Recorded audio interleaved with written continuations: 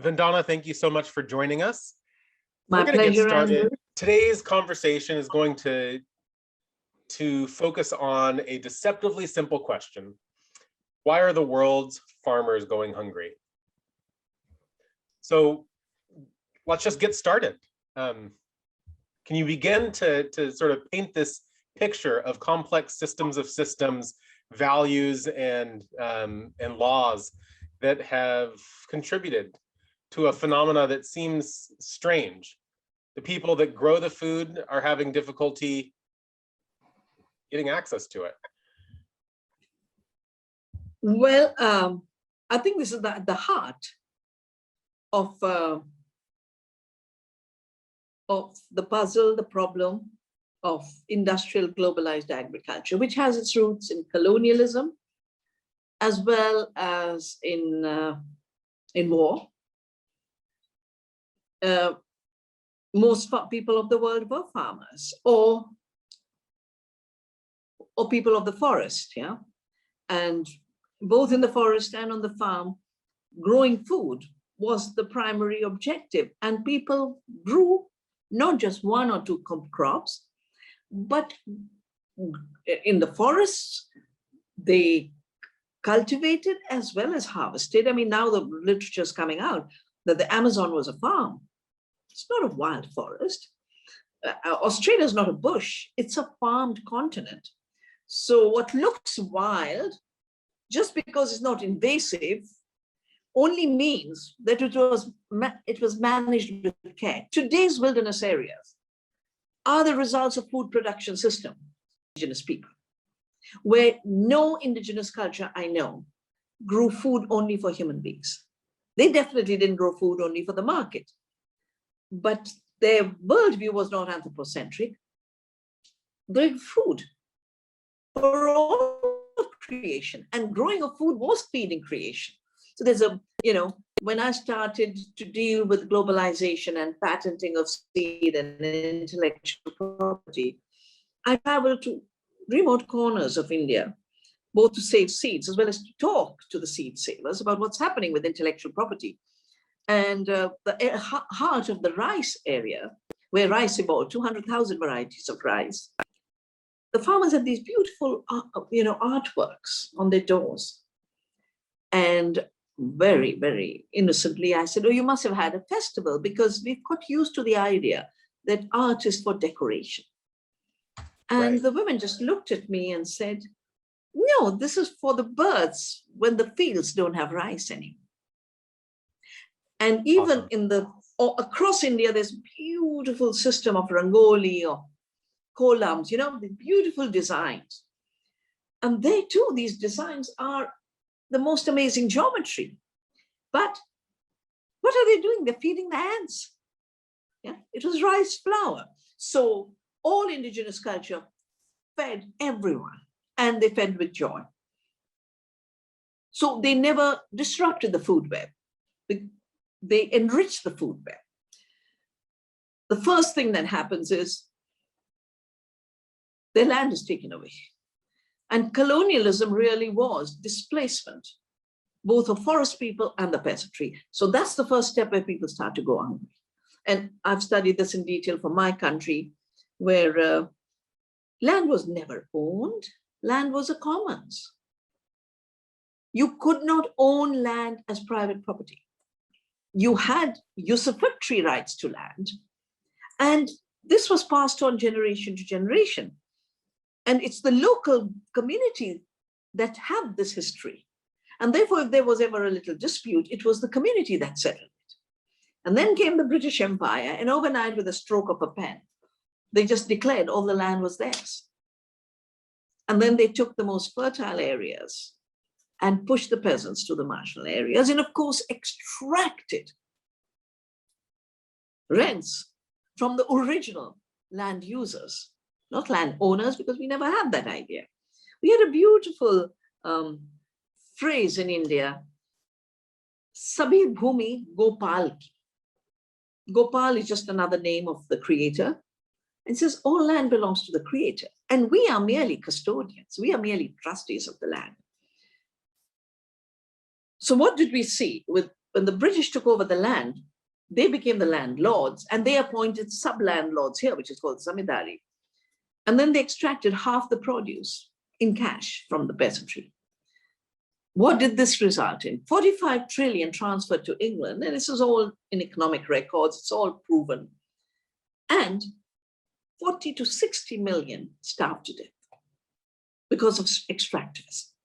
So the Great Bengal Famine was not because there wasn't enough rice. Amartya Sen, the Nobel laureate, has done a whole book on this. There was enough rice, and if the rice hadn't been taken away, farmers would have been having food. When the rice was taken away as rent collection, they starved. Then you come to the industrial age, where the costs of production are so high that I have watched in places where rice originated, lovely places like Kalahandi in Orissa, where the fields are rich with rice, but the peasants are starving. Then when I got deeper into it, since the Green Revolution, since chemical agriculture, they've had to borrow. They don't have the money. First, they sold the silver, and when that ran out, they borrowed. When they borrow, when they grow the rice, they have to sell the rice to the person from whom they borrowed for the chemical fertilizers and the pesticides and the seed. So my calculation is that they start eating half, because when they sell, it's low. When they buy it as food, it's more expensive. That's the price differential that makes for profits. And so they go hungry. And then finally, the reason why farmers are growing hungry is food has been commoditized. Farmers and most of the crops now are not food to eat. Look at the GMO corn and the GMO soya. It's raw material now. It's a commodity. It goes to make biofuel. It goes to make animal feed, and people starve. So these are the complexities over time as well as today. And what I see happening now is the idea that farmers will not grow food at all. You know, they're talking about farming without farmers and food without farms. And basically through more industrialism, more digitalization, more mechanization, basically substituting farmers to grow more feedstock for food that will be grown in the lab. And this will disenfranchise very, very large numbers. So while farmers are going hungry today, farmers who were farmers will go hungry because they have been prevented from farming. That's the future. And that's why we have to build an ecological civilization where no one goes hungry. Indeed. And I definitely want to talk more about what it would look like to have an ecological civilization where no one goes hungry. But before we get there, so let's say I'm a skeptic and I want to say, yeah, do we really want to go backward to a world full of farmers? Isn't automation a good thing? And people can do something else with their time. We don't need farmers to feed the world. So, this whole modern paradigm of using machinery and laboratories and those sorts of things to produce food, isn't that a good thing for the future of humanity? What would you say to somebody who says something like that? Well, if you say that climate change doesn't matter, then more industrialism is a very good thing. But if you factor in the emissions from an energy-intensive production system, then it does matter. So the industrial agriculture system is called efficient.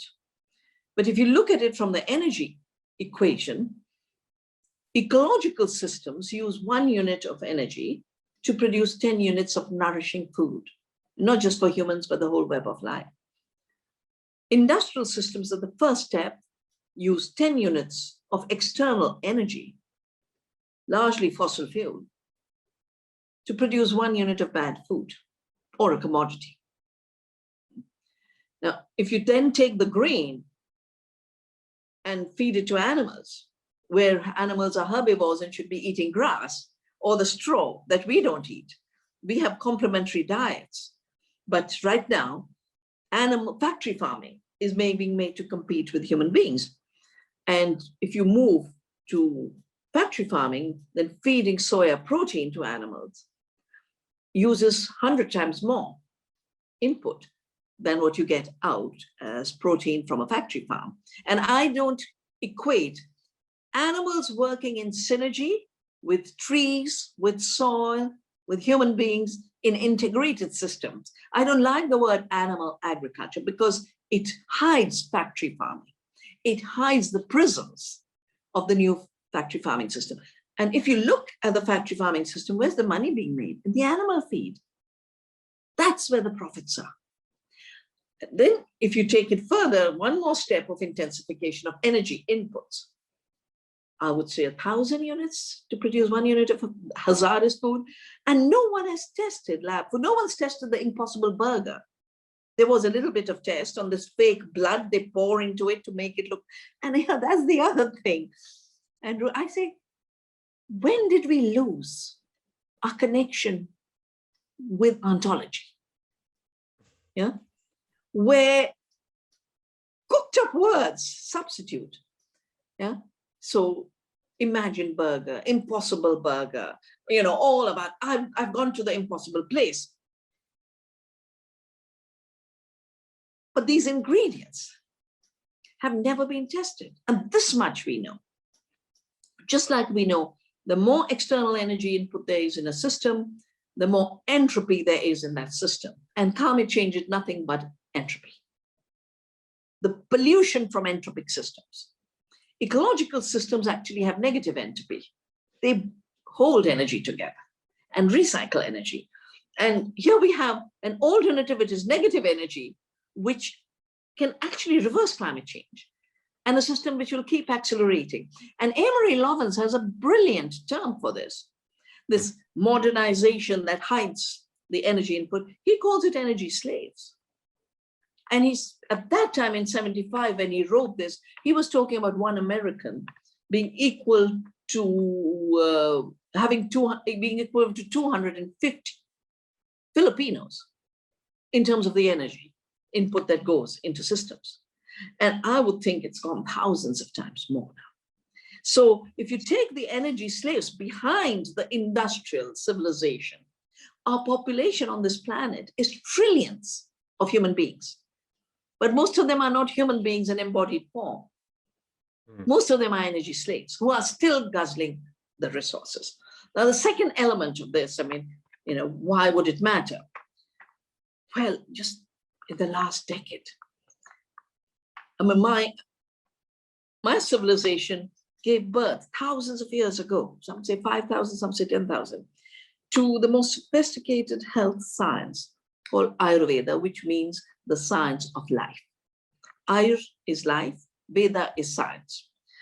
And it's totally tested, tried, not in Cartesian logic, but in systems.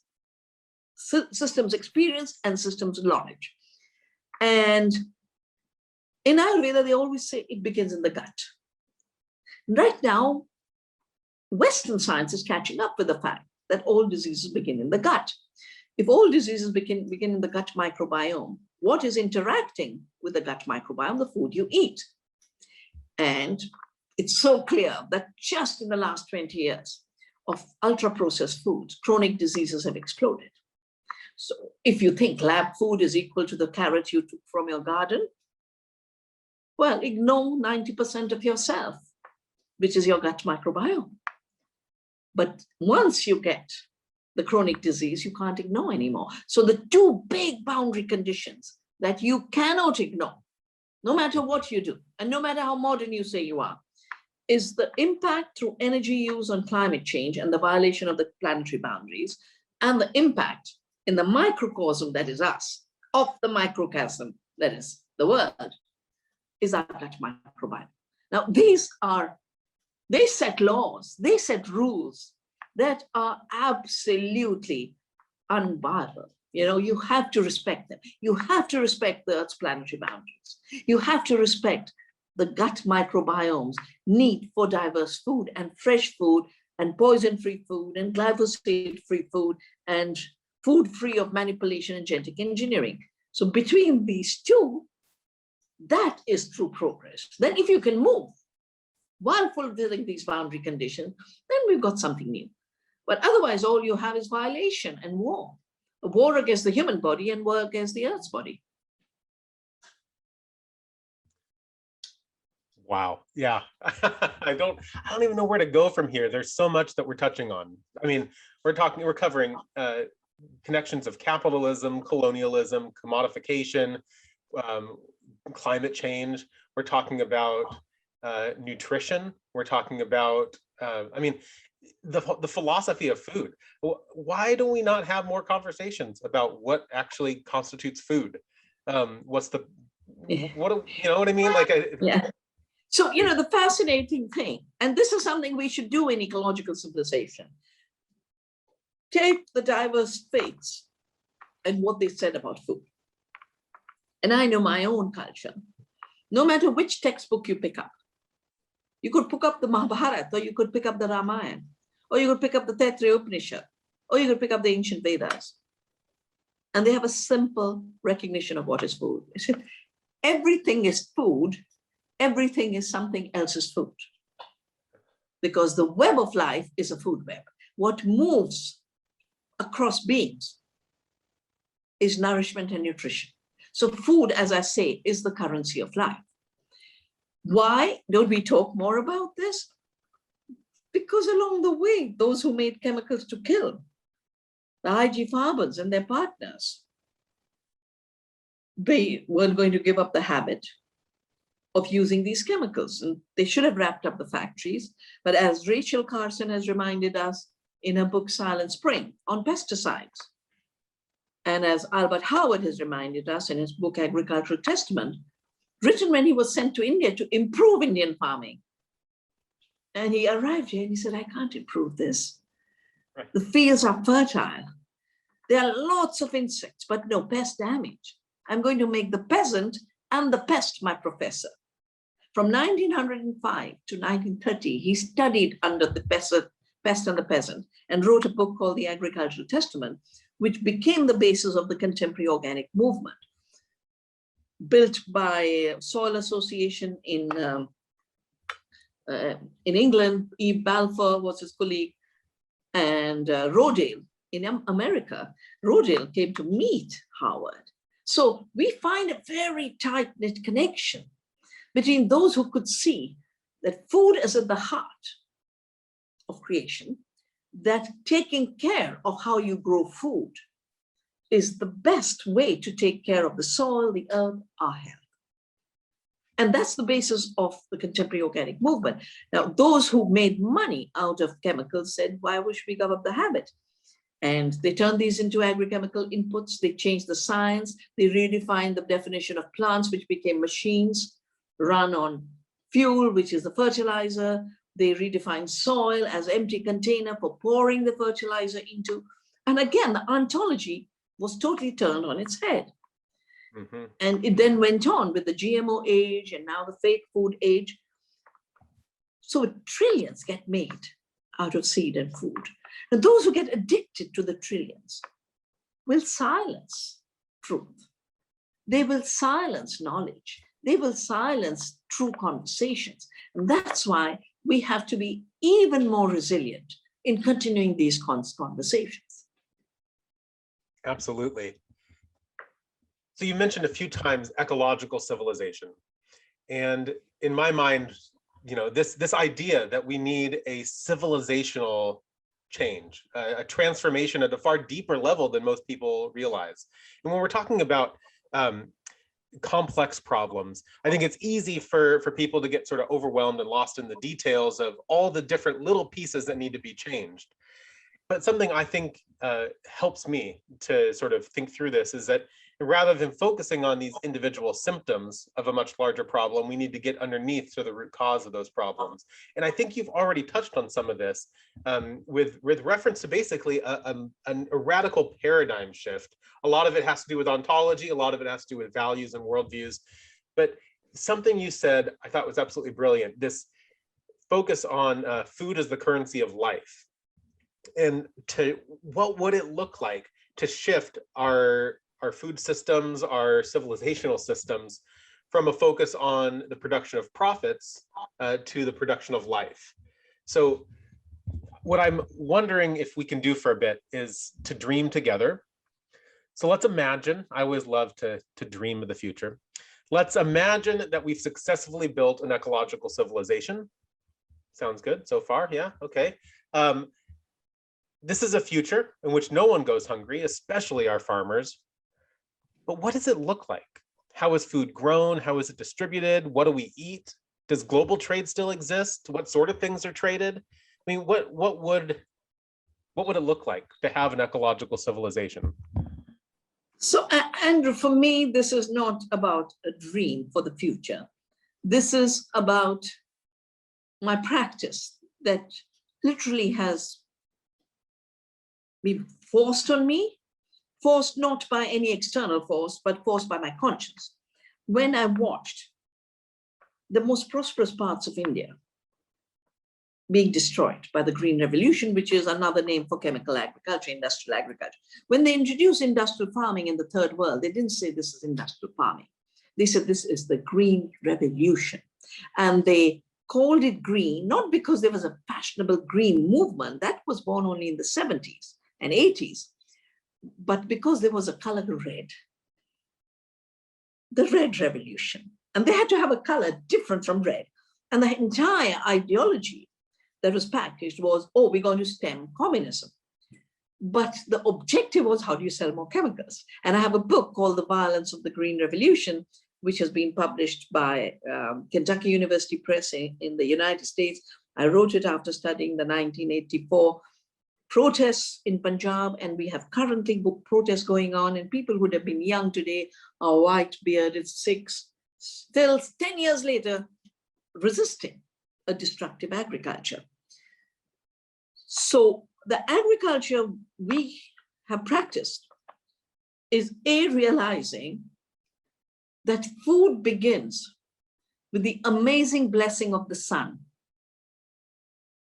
combining with carbon dioxide, which is a problem when you use fossil fuels, but is the very basis of food production.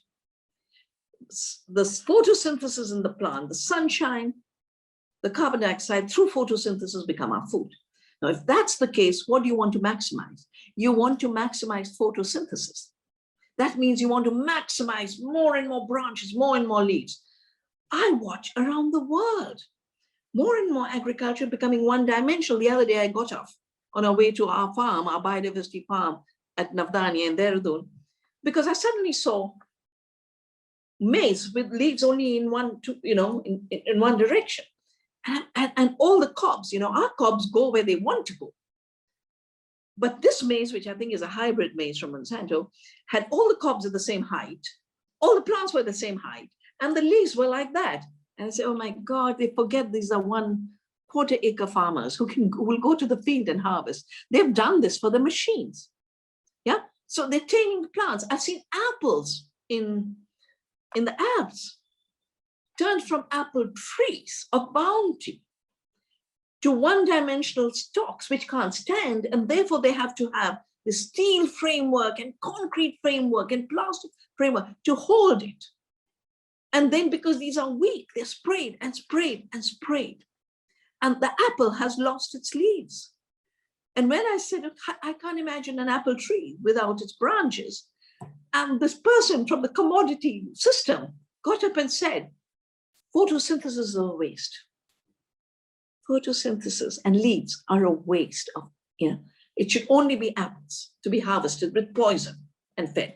So I think we need more diversity. And our work has shown that the more diversity there is, the more food there is.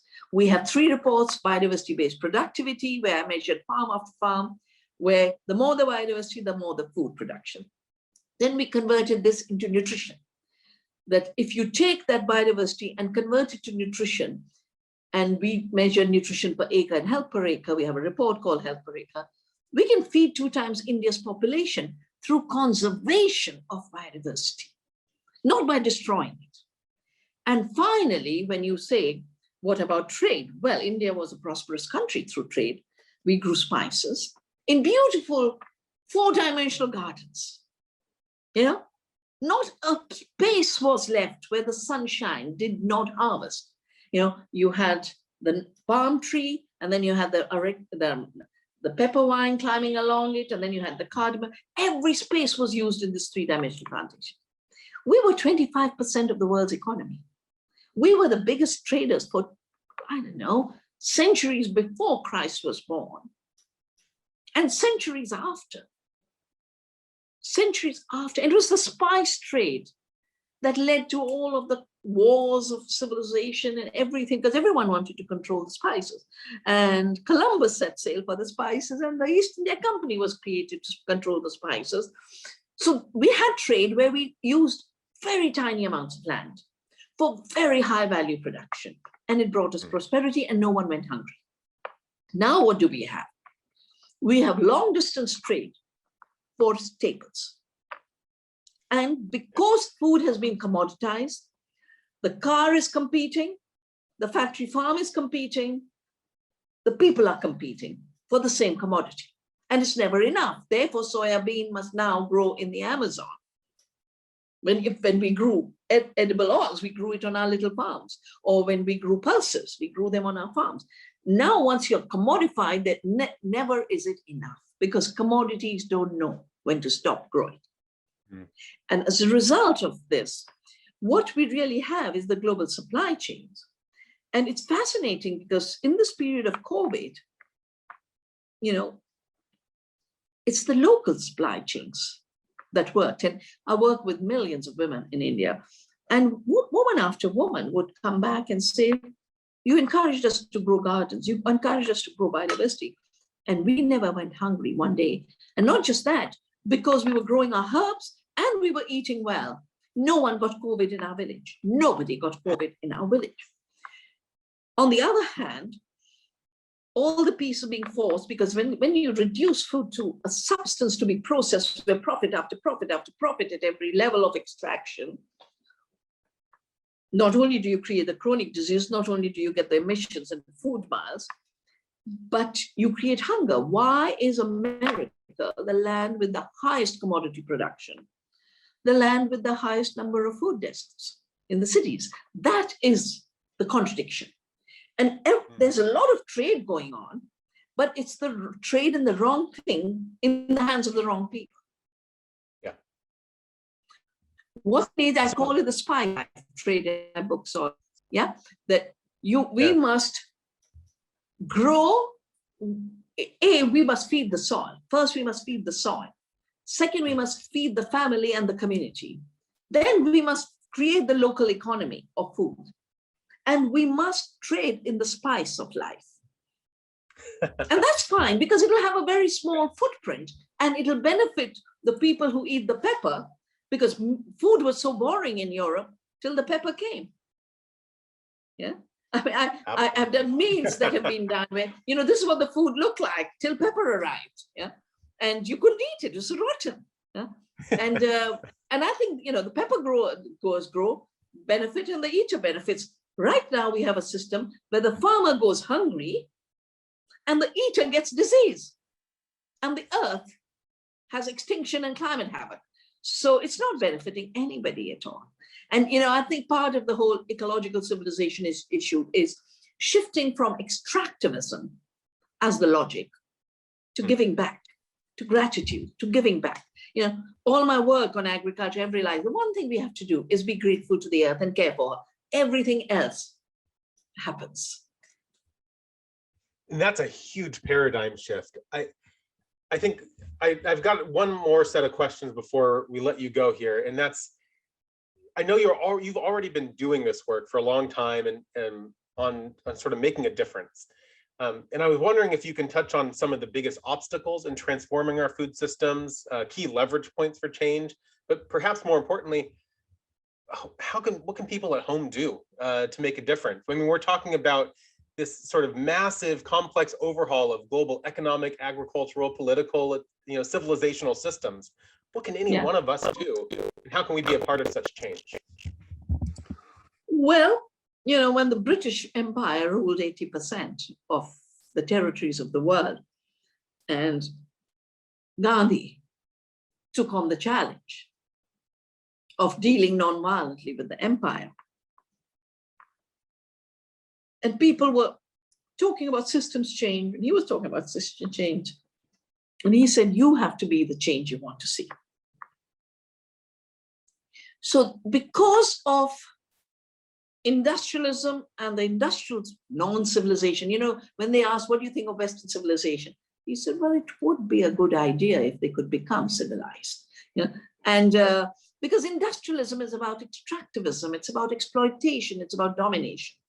It goes in the package, and he's wrote a brilliant book on freedom while he was still in South Africa. So we have to be the change we want to see. And the three things I realized, you know, because my basic studies are quantum theory, and I can see the mechanical mind start to work. I identified immediately. And people say, oh, but how will you scale it up? I said, nothing gets scaled up in life. Everything gets scaled out in beautiful webs. So we need scaling out, but how does things scale out? Like the mycorrhizal fungi in the soil. All you need is fertile soil and the fungi will appear. You don't have to engineer them. You don't have to create them. The soil creates them. All you have to do is not deprive the soil of its food. That's why gratitude. That's why giving.